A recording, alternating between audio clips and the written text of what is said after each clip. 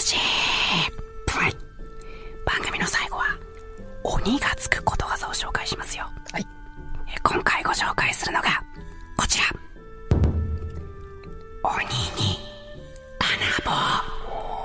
超メジャー。さあこちら、ただでさえ強力なのにさらに強いものが加わること。なるほど。というね、意味らしいんですけど。下野さん。ああ、なるほどね。いや、やっぱりね。いや、ただの炭酸じゃダメなんですね。やっぱ強炭酸だとやっぱね。これ強炭酸。強炭酸の力ですね。通常ね、やっぱこう、ちょっと水分を含むとね、人間っていうのはゲップが出てきますけれども、強炭酸の飲み物を飲むとさらにゲップ。切ってもらえないの？いやいや、今もうまさにね、鬼に金棒な状態でしたからね。炭酸に強炭酸で。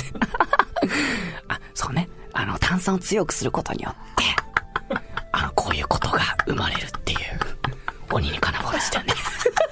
ちょっと皆さん本当深いな気分になったらね、本当ね、申し訳ない。多分ここは切ってくれないと思うんです。切ってくれない、これはもう無理かな。ちょっとね、これは切ってもらえない。飲みすぎましたね。そうだね、ちょっとびっくりしちゃったね。どうですか、橋村さん。汗止まらないんですけど、ちょっと。僕はね、でもね、今のはギリギリ大丈夫だと判断しておりますよ。